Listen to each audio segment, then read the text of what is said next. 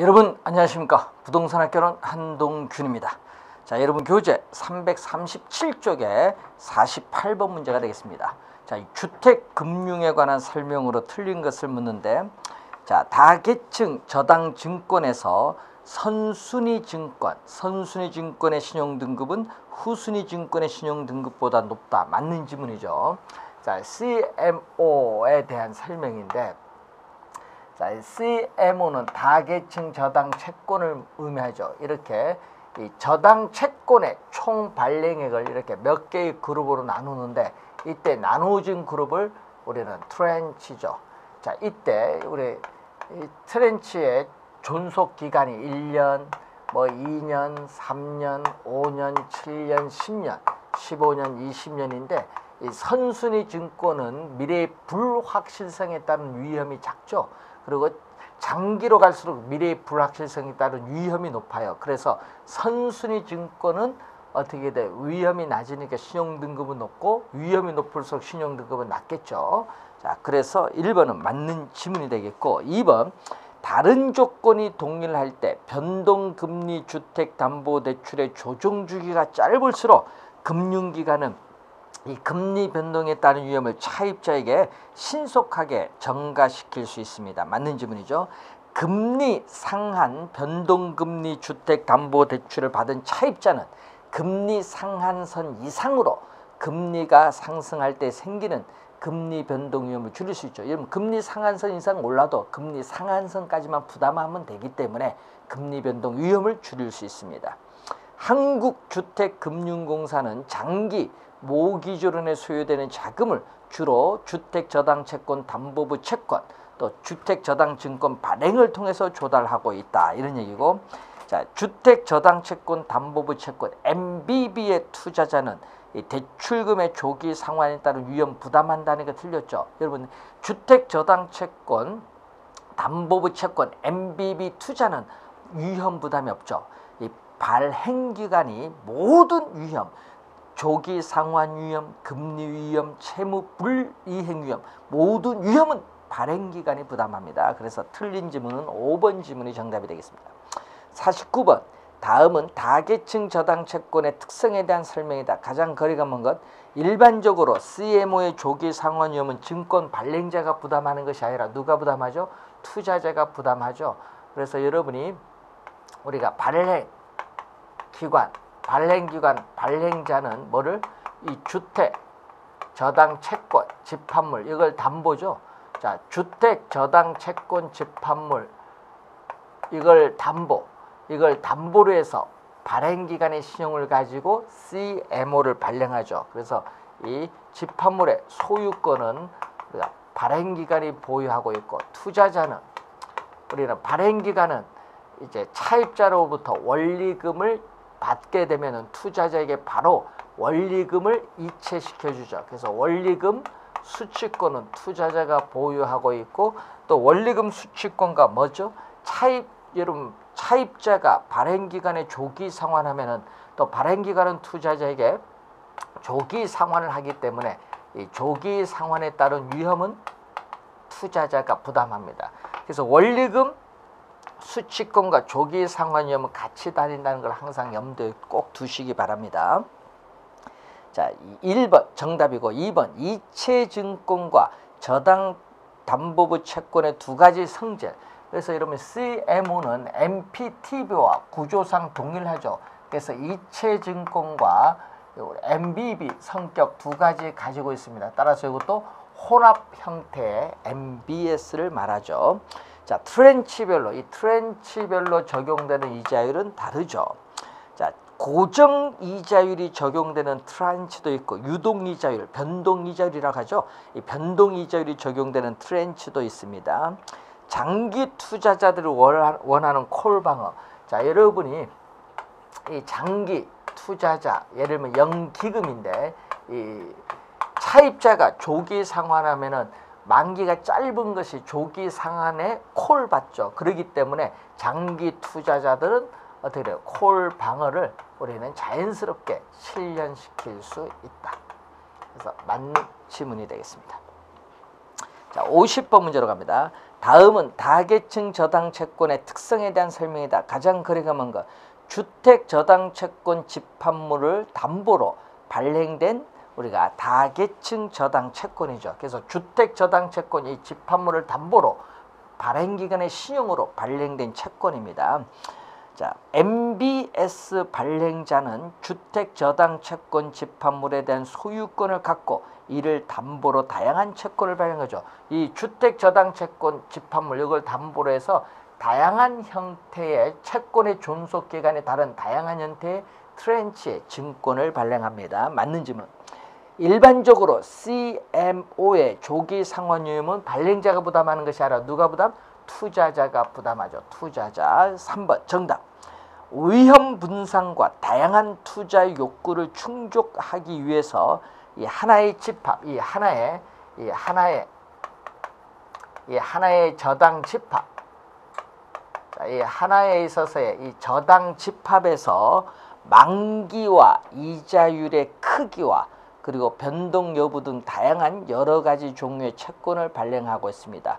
우리나라 저당 유동화 제도에서 널리 통용되는 방식. 우리나라는 MBS의 거의 대부분을 CMO를 발행하고 있습니다.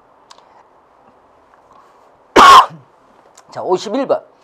다계층 저당 채권에 대한 설명이다. 틀린 것은 CMO는 발행기관의 하나의 모기지 풀, 이 하나의 이 저당 집합, 모기지 풀을 담보로 여러 가지 복수, 2개 이상의 복수의 계층으로 발행할 수 있다. 맞는 지문이죠.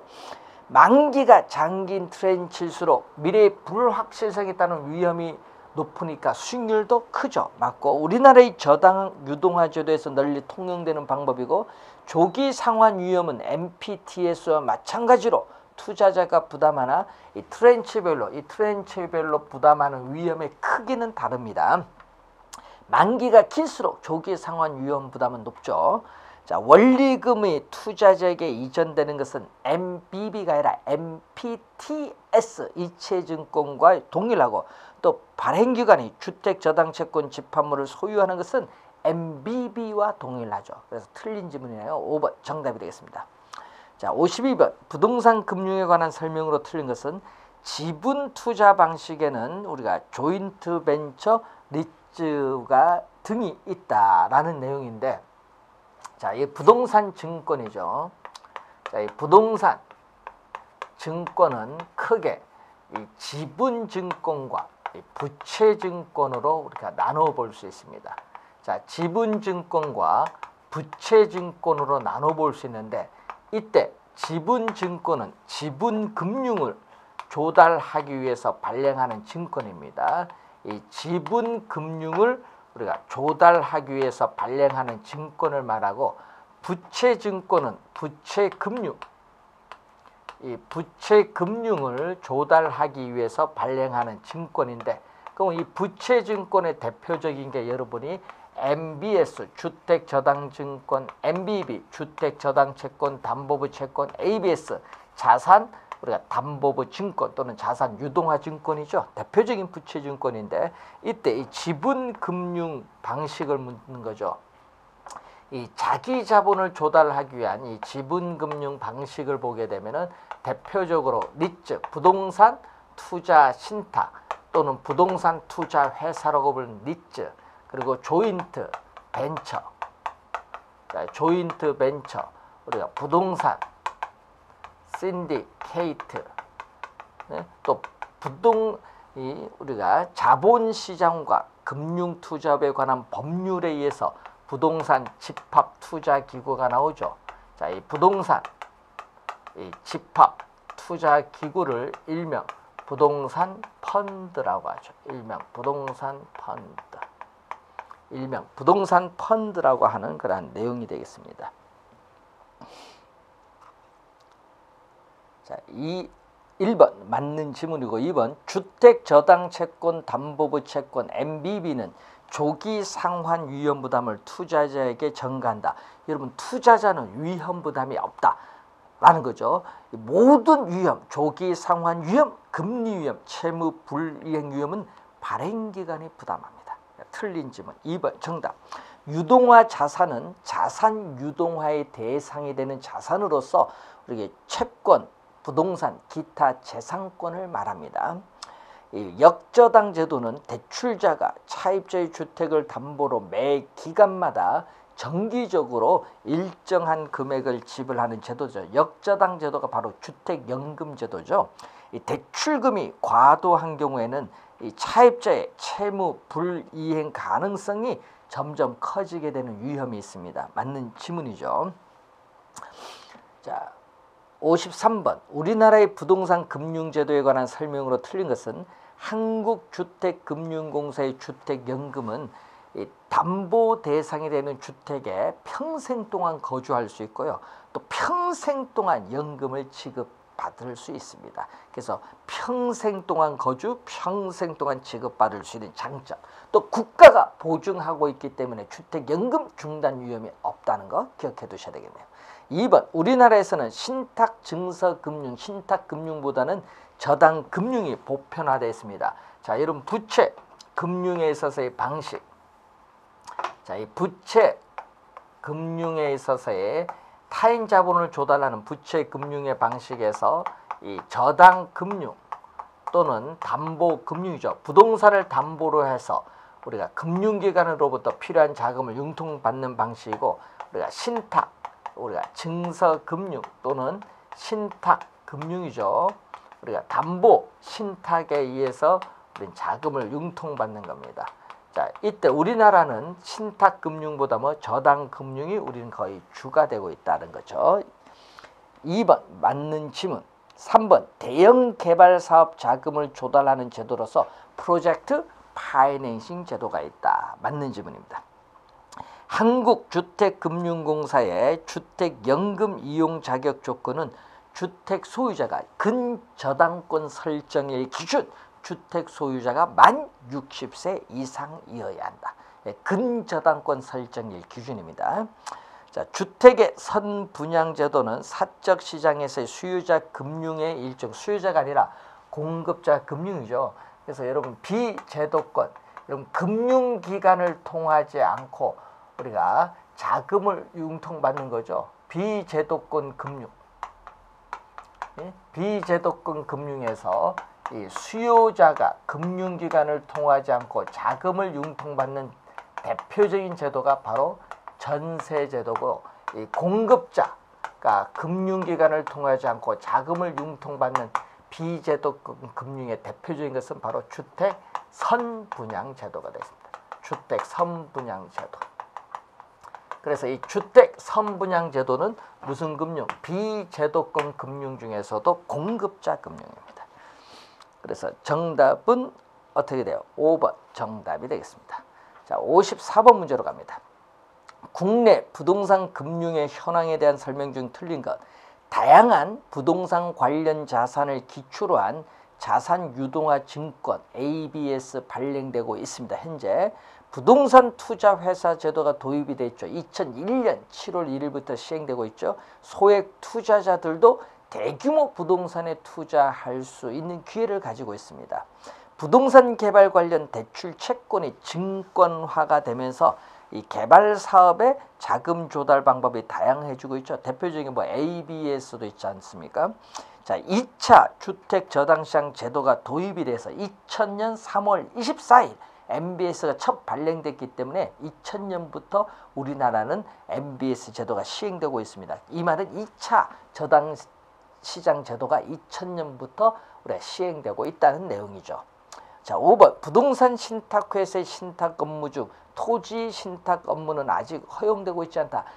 토지 신탁 업무 지금 어떻게 돼? 하고 있습니다. 토지 신탁 회사가 있죠. 하고 있습니다. 자, 55번 다음의 자금 조달 방법 중 하나인 부채 금융과 관련 없는 거죠. 부채 금융과 관련 없는 건데, 자, 저당 금융이라든지 신탁 금융, 회사채 발행. 자, 여러분 이 부채 금융은 타인 자본을 조달하는 겁니다. 부채 금융은 우리가 타인 자본, 부채가 타인 자본이죠. 이 타인 자본을 조달하기 위한 금융으로서, 그럼 타인 자본을 조달할 때는 이 저당권을 설정해서 타인 자본을 조달하든지 아니면은 뭐를 사채를 발행을 해야겠죠. 사채를 발행해서 자금을 조달하는데 이때 프로젝트 우리가 파이낸싱에서 프로젝트 시행회사가 회사채를 발행을 해서 우리는 또 뭐를 한다? 자금을 조달하고 또 주택으로 상환받는 사채를 또 발행할 수 있죠. 주택 상환 사채를 발행을 할 수 있는데 하여튼 이 사채가 나오는 것은 전부 우리가 부채금융입니다. 4번 맞고 주택저당채권, 담보부채권, 부채금융을 조달하기 위해서 발행하는 증권이죠. 2번 정답. 이건 부동산 투자회사에 관한 법률에 의해서 부동산 투자회사가 주식을 발행하죠. 여러분 리츠는 주식회사이기 때문에 주식을 발행해서 자금을 조달하죠. 여러분이 자기 자본, 지분금융은 자기 자본을 조달하기 위한 금융으로서 지분권을 매각하거나 주식을 발행하면서 자기 자본을 조달합니다. 그래서 2번 정답이죠. 56번 다음의 자금 조달 방법 중 부채금융과 관련 없는 것. 또 2번이 또 정답이고요. 뭐 여러분이 회사채 발행, 주택 상환사채, 주택 상환사채도 부채금융과 관련이 있습니다. 57번 지분금융 방식에 속하는 것은 바로 3번 조인트 벤처 그리고 부동산 투자 신탁이 리츠죠. 리츠 부동산 신디케이션 자, 요 세 가지가 지금 나와 있네요. 3번 정답이고요.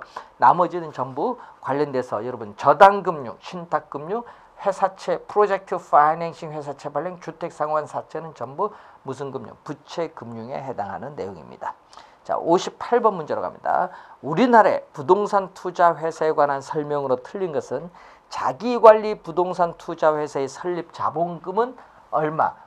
1억 원 이상이 아니라 얼마죠? 10억 원. 작년에도 또 출제했죠. 여러분 1번 치면 진짜 많이 나오는데 잘 기억을 해 두셔야 됩니다. 진짜 많이 출제되는 내용이죠. 설립 자본금을 보게 되면은 자, 부동산 작년에 다 나왔는데 자기관리. 자, 자기관리 부동산 투자회사. 리츠는 부동산 투자회사를 보면 되겠죠. 자, 위탁 관리 부동산 투자회사. 그리고 기업의 구조조정. 기업의 구조조정 리츠. 이렇게 보면 되는데 문제는 이 설립 자본금은 자기관리 부동산 투자회사의 설립 자본금은 10억 원 이상으로 한다 얘기죠. 그리고 위탁관리 부동산 투자회사와 기업 구조조정 부동산 투자회사는 얼마? 5억 원 이상으로 한다. 그래서 여러분 작년에 둘 다 출제했었죠. 그래서 1번 정답이고요. 2번 부동산 신탁의 수익자란 신탁 행위에 따라 신탁 이익을 받는 자. 맞는 지문이죠. 수익자는 신탁 이익을 받는 자입니다. 부동산 신탁의 신탁재산 관리인이란 수탁자인 신탁회사를 대신하여 신탁재산을 관리하는 자. 말 그대로 신탁재산 관리인, 신탁재산을 관리하는 자입니다. 맞는 지문. 금융위원회는 공익을 위하여 또는 부동산 투자회사의 주주를 보호하기 위해서 필요하면은 부동산 투자회사 등의 금융 감독 관련 업무에 대한 자료 제출 보고를 명할 수 있습니다. 맞고요. 부동산 소유권 이전 등기 청구권은 개발 전문 부동산 투자회사에 현물 출자할 수 있죠. 자, 여러분이 개발 전문 부동산 투자회사에 현물 출자할 수 있는 것은 부동산 소유권 이전 등기 청구권과 대토보상권 있어요. 대토보상권 두 가지가 있습니다. 꼭 기억해 두셔야 되겠죠. 자, 59번. 우리나라의 부동산 증권에 관한 설명 중 옳지 않은 것은 부동산 투자 신탁은 어떻게 돼요? 부동산을 증권화하는 제도 중에 하나죠. 유동성, 황금성이 결여된 부동산을 담보로 주식이라는 증권을 발행해서 유통시키기 때문에 부동산의 증권의 한 형태가 바로 리츠입니다. 맞는 질문. 주택저당증권은 1차 저당시장에서 발행돼서 2차 저당시장 유통된다는 게 틀렸죠.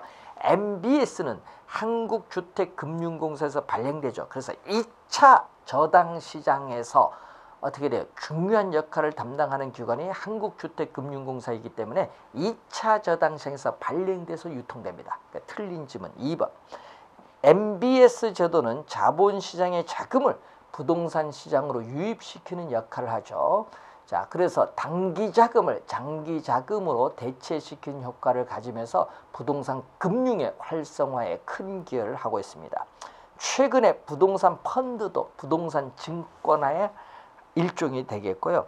한국주택금융공사는 부동산 증권화를 위한 역할을 담당하죠. 왜? MBS를 발행하죠. 주택저당채권을 기초로 하여 발행하는 수익증권인 MBS를 발행하기 때문에 부동산 증권화를 위한 역할을 담당하고 있습니다. 자, 343페이지에 60번 문제로 갑니다. 우리나라의 부동산 증권화에 관한 설명 중 옳은 것은 부동산에 대한 지분을 증권화한 부동산 상품 중에서 대표적인 것은 바로 뭐죠? 니츠죠. 부동산에 관한 지분. 이 니츠가 이 부동산에 관한 지분을 증권화한 대표적인 상품은 니츠입니다. 1번 틀렸고, 자, 우리나라에서 이 발행된 주택저당 증권은 대부분 CMO 맞는 지문이죠. 2번 정답이고, 부동산 투자회사는 주로 주거용 부동산에 투자하는 것이 아니라 업무용 부동산에 투자하고 있죠. 자, 은행 부동산 투자 신탁 상품과 자본시장과 금융투자에 관한 법률에 의한 부동산 펀드는 주로 완성된 부동산에 투자하고 있다 하니까 틀린 지문이 되겠죠. 대부분 어디? 우리가 부동산 개발 사업에 투자를 하고 있습니다. 그래서 틀린 지문이 되겠습니다. 자, 국민주택기금이 보유한 주택저당 채권을 기초로 증권한 MBS는 발행된 전례가 없다. 2000년 3월 24일 날 첫 발행되고 매년 발행되고 있죠. 그래서 틀린 지문이 되겠습니다. 정답은 2번이 정답. 자, 61번 부동산 투자 회사에 대한 설명 틀린 건데, 기업 구조조정 부동산 투자 회사의 설립 자본금은 얼마가 되겠죠? 5억 원 이상이 되겠죠. 맞고요.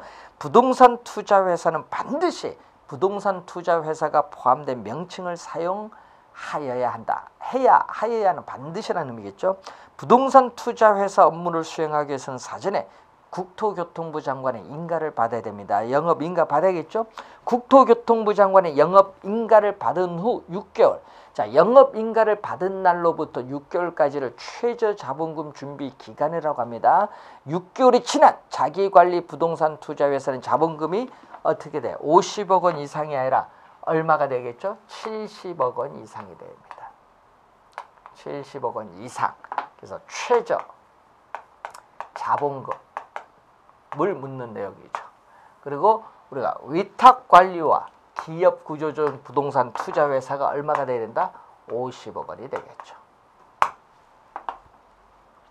4번 정답. 개발 전문 부동산 투자회사는 총 자산의 70% 이상을 부동산 개발 사업에 투자할 수 있다. 자, 여러분 상당히 중요한 조문이거든요. 꼭 기억을 해 두셔야 됩니다. 5번 맞는 질문입니다.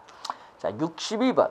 우리나라의 부동산 투자회사에 관한 설명으로 틀린 것은 개발 전문 부동산 투자회사는 총 자산의 70% 이상을 부동산 개발 사업에 투자할 수 있고, 그리고 또 개발 전문 부동산 투자회사는 총 자산의 100분의 30 미만의 범위에서 뭐 부동산 임대차라든지 부동산에 있어서의 개량이라든지 이런 사업에 투자할 수 있습니다. 자, 그 내용도 기억을 해두시기 바라고요. 기업 구조조정 부동산 투자회사는 회사의 실체가 없는 명목 회사로서 법인세 면제 혜택이 없다는 게 틀렸죠. 여러분이 이익 배당 한도의 90% 이상을 배당할 경우에는 위탁관리 부동산 투자회사와 기업 구조조정 부동산 투자회사는 법인세가 어떻게 돼? 면제가 되죠. 그래서 혜택 없다 하니까 틀린 질문 2번 정답. 부동산 투자회사는 총 자산의 30%를 초과하여 부동산 개발 사업에 투자하여서는 안 된다. 예? 맞죠? 예? 30% 이내 개발 사업에 투자할 수 있습니다.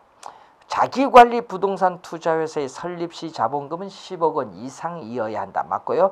위탁관리 부동산 투자회사는 자산의 투자 운용 업무를 자산관리회사에 위탁을 하겠죠. 그래서 위탁관리 부동산 투자회사와 기업 구조조정 부동산 투자회사는 자산의 투자 운영을 자산관리회사에 뭐한다? 위탁을 하겠죠. 위탁을 하는 뭐죠? 페이퍼 컴퍼니. 페이퍼 컴퍼니, 명목 회사를 말하죠. 페이퍼 컴퍼니.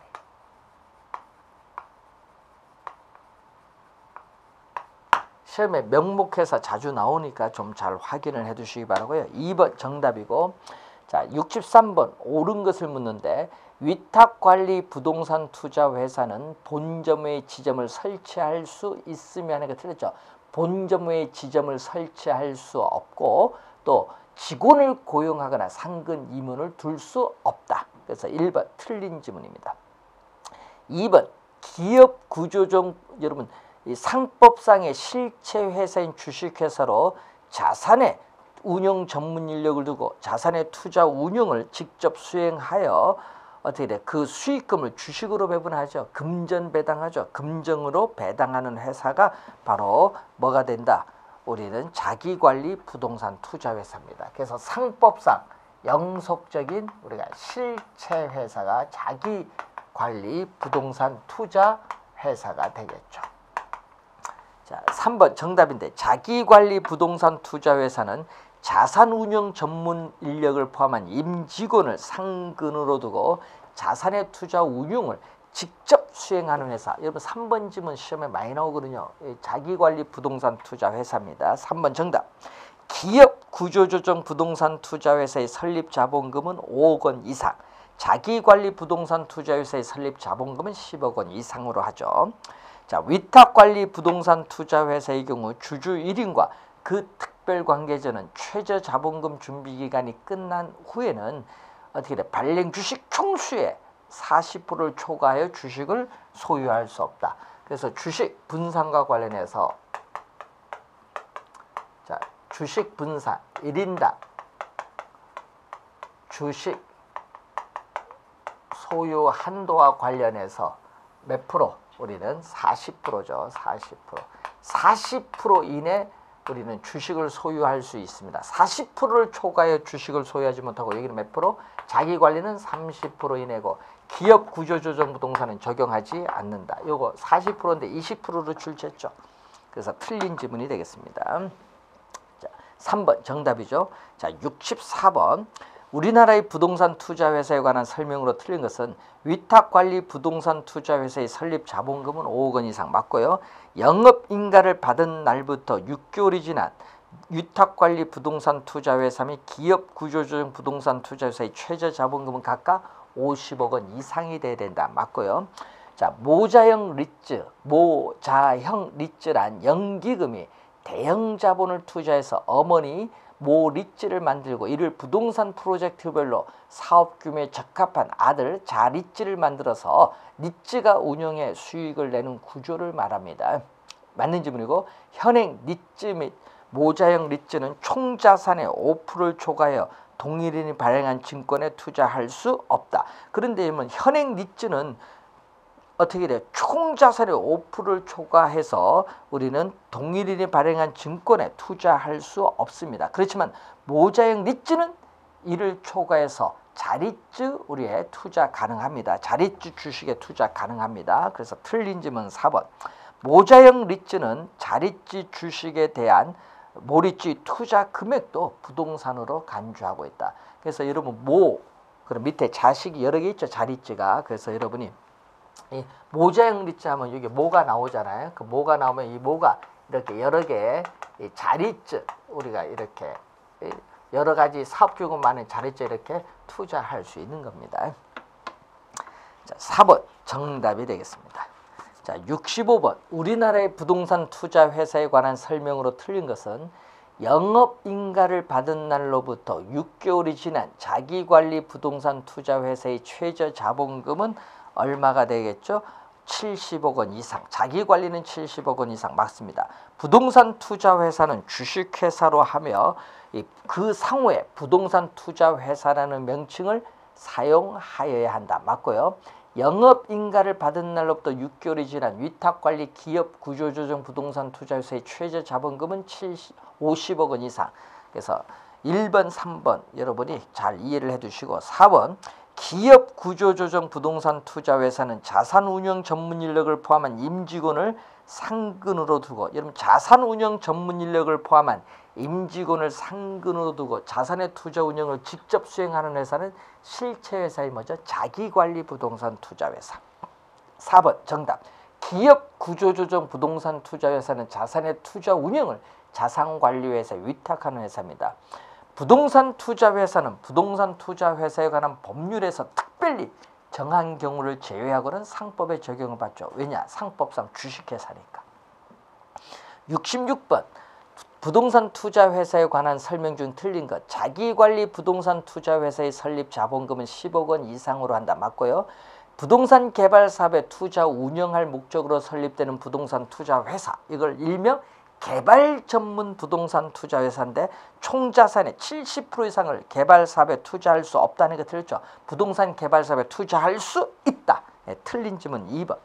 영업 인가를 받은 날부터 6개월이 지난 자기관리 부동산 투자 회사의 자본금은 70억 원 이상. 맞습니다. 위탁관리 부동산 투자 회사의 주주 1인과 그 특별 관계자는 최저 자본금 준비 기간이 끝난 후에는 발행 주식 충수의 100분의 40을 초과하여 주식을 소유하지 못한다. 40% 이내 소유하는 거죠. 자, 부동산 투자 회사는 그 자산을 부동산의 취득, 관리, 개량 및 처분, 부동산 개발 사업 등의 방법으로 투자 운용하여야 한다. 여러분이 자산 운용 방법이 나와 있습니다. 67번으로 갑니다. 부동산 투자 회사에 관한 설명으로 틀린 내용을 이제 묻는 내용이죠. 자, 개발 전문 부동산 투자 회사는 총 자산의 70% 이상을 부동산 개발 사업에 투자할 수 있다. 맞고요. 기업 구조조정 부동산 투자 회사는 회사의 실체가 없는 명목 회사로서 법인세 면제 혜택이 없다니까 틀렸죠. 법인세 면제 혜택이 있습니다. 이익 배당 한도의 90% 이상을 배당을 할 경우에는 법인세 면제 혜택이 있습니다. 자산관리 회사를 설립하려는 자는 자산운용 전문 인력을 대통령령으로 정하는 수의상 상근으로 두어야 한다. 이 부동산 투자 회사에 관한 법률에 의한 부동산 개발 사업이란 토지를 택지, 공장 용지 등으로 개발하거나 건축물이나 그 밖의 인공 구조물을 신축하거나 재축하는 사업을 말합니다. 위탁관리 부동산 투자 회사는 자산의 투자 운용 업무를 자산관리회사에 위탁하여야 한다. 그 내용이죠. 자, 68번. 부동산 집합투자기구 일명 부동산 펀드와 부동산 투자 회사에 관한 설명으로 틀린 것. 부동산 투자 회사나 부동산 펀드는 투자자를 대신하여 투자자의 자금을 부동산에 투자하고 그 운영 성과를 투자자에게 배분하는데, 그래서 둘 다 뭐죠? 리츠나 펀드는, 리츠나 이 부동산 펀드는 본인이 직접 부동산에 투자해서 뭐를 수익을 발생시키는 제도가 아니라 전문가가 투자하니까 간접 투자다. 둘 다 간접 투자이면서 하나의 상품을 말합니다. 1번 맞고요. 2번 부동산 투자 회사의 장점은 일반인들이 소액으로도 부동산에 투자할 수 있죠. 또 수익률이 높기 때문에, 자, 여러분이 수익률이 높다는 또 장점도 있어요. 그래서 소득 분배 형평성도 제고시킬 수 있는 장점이 있고, 부동산 투자 회사의 주식을 매수한 투자자는 이 배당 이익과 주식 매매 차익을 획득할 수 있다. 또 부동산 펀드가 집합 투자 자산으로 2012년 12월 31일까지 취득하는 부동산에 대해서는 세금 감면 혜택이 있고요. 부동산 투자 회사인 경우에는 원금 손실 위험이 없는 반면 펀드에는 원금 손실 위험이 있다. 여러분, 부동산 투자 회사나 우리가 부동산 펀드 둘 다 원금 손실의 위험이 있습니다. 자, 여러분 리츠도 주식 한 주당 5,000원에 샀는데 주가가 하락해서 한 주당 4,800원 할 수도 있죠. 원금 손실이 있습니다. 그래서 여러분 틀린 지문이 되겠죠. 5번 정답이 되겠습니다. 자, 69번 문제로 갑니다. 부동산 투자 회사와 관련된 설명 중 틀린 것. 자, 부동산 투자 회사의 주식에 투자한 자는 배당에 따른 이익, 주식 매매 차익 누릴 수 있는 장점이 있고요. 부동산 투자 회사란 자산을 부동산에 투자하여 운영하는 것을 주된 목적으로 부동산 투자 회사에 관한 법률의 규정에 의하여 설립된 회사 개념이 나와 있죠. 부동산 투자 회사에 투자하는 경우는 투자 원금 손실 발생할 수 있습니다. 투자자 중 유동성을 선호하는 사람은 부동산 직접 투자보다는 증권거래소에 상장되어 있는 부동산 투자 회사에 대한 선호를 선호하죠. 자, 이런 부동산에 직접 투자하면 경기 침체 시 부동산을 매각해서 현금화가 어렵지만은 증권거래소에 상장되어 있는 니츠 주식에 투자하면 언제든지 경기 침체 시에도 주식을 매각해서 현금화가 가능하기 때문에 유동성 면에서 유리하다는 장점이 있습니다. 부동산 투자 자문회사는 어떻게 돼요? 부동산 투자 회사의 부동산을 개발, 관리, 처분하는 업무를 담당한다는 게 틀렸죠. 부동산 투자 회사의 위탁으로 그 자산의 투자 운영에 관한 자문 및 평가 등의 업무를 하려는 자를 말합니다. 자, 70번 틀린 건데 국토교통부 장관의 영업 인가를 받은 후 6개월이 지난 자기관리 부동산 투자회사의 자본금은 70억 원 이상이 되어야 한다. 맞고요. 위탁관리와 기업구조조정은 50억 원 이상이 돼야 되겠죠. 기업구조조정 부동산 투자회사는 페이퍼 컴퍼니 명목회사이며 자산의 투자 운영을 자산관리회사에 위탁하는 회사입니다. 자, 부동산 투자회사는 건축물이나 그 밖에 공작물이 없는 토지는 해당 토지에 부동산 개발 사업을 시행한 후가 아니면 그 토지를 처분하여서는 아니 된다. 투기를 방지하기 위해서 그렇죠. 부동산 투자회사는 영업인가를 받고 최저 자본금 이상을 갖추기 전에는 현물 출자를 받는 방식으로 신주를 발행할 수 없다. 상당히 중요한 조문이죠. 잘 기억해 두시고 5번 정답입니다. 기업 구조조정 부동산 투자회사인 경우 주주 1인과 그 특별관계자는 최저 자본금 준비기간이 끝난 후에는 발행 주식 총수의 30%를 초과하여 소유하지 못한다는 게 틀렸죠. 기업 구조조정 부동산 투자회사는 적용하지 아니합니다. 그러니까 30%를 초과하여 소유할 수도 있습니다. 틀린 지문이죠. 여러분 5번 정답이 되겠습니다.